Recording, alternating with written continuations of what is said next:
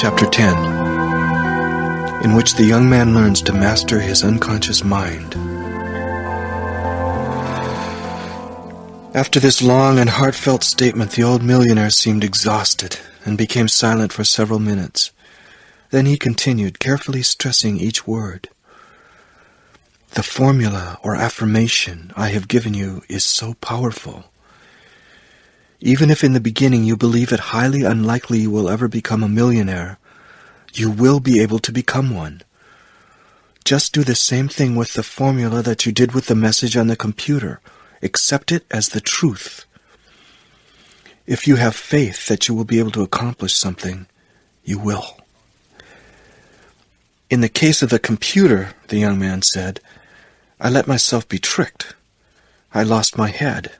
But this formula is a different matter altogether. I have a problem believing I can become a millionaire 6 years from now. Even if you don't believe in the formula now, it'll begin acting on you. The more you internalize it, the more powerful it becomes. It's not your reasoning or conscious mind that you must convince. Remember the threat.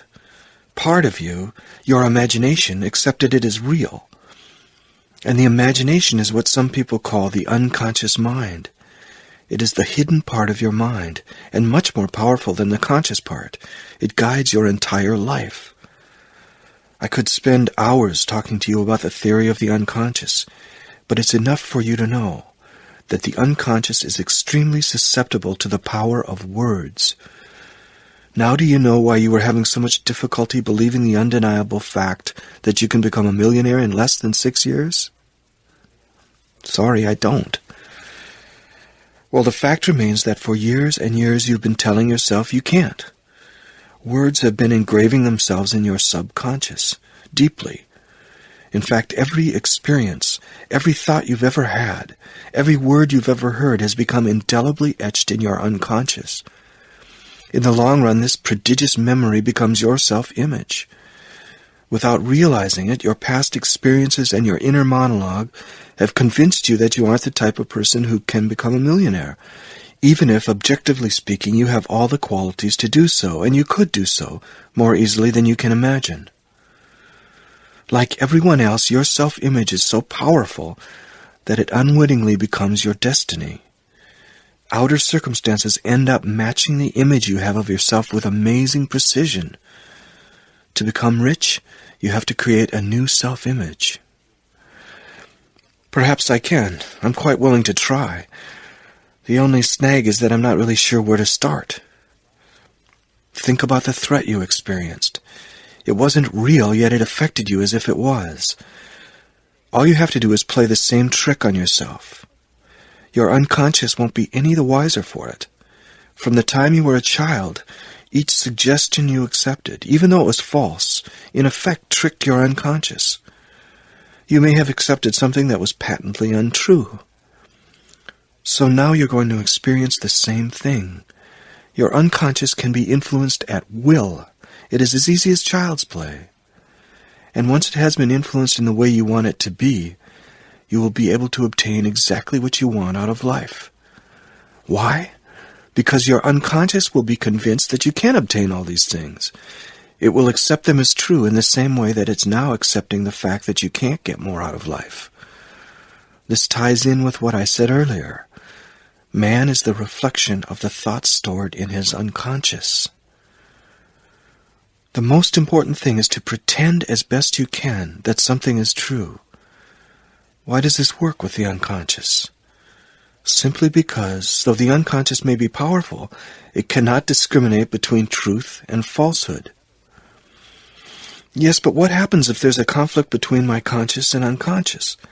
What happens if my conscious mind refuses to accept the idea of wealth? The best solution is repetition. This technique is commonly called self-suggestion. Each one of us is subject to it throughout our lives.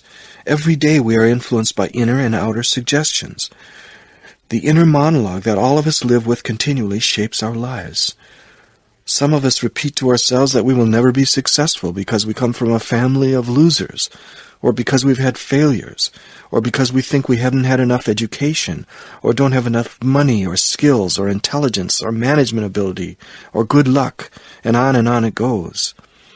So we drift from failure to failure, not because we don't have the necessary qualities to succeed, but because that's how we unconsciously picture ourselves.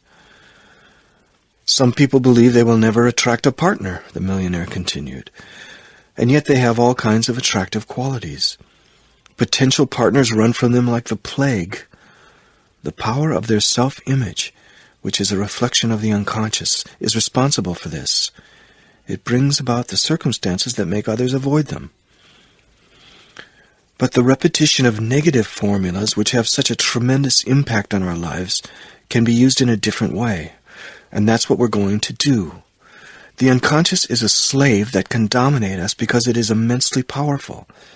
But it is also blind, and you have to learn how to play tricks on it. The young man didn't fully understand everything the millionaire was saying, yet he was eager to find out more.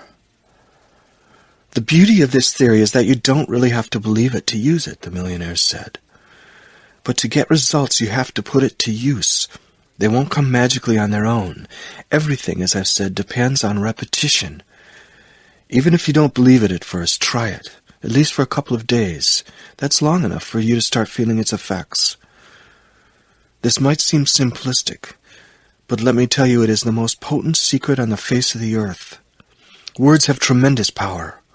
Remember the first words of St. John in the Bible. In the beginning was the Word.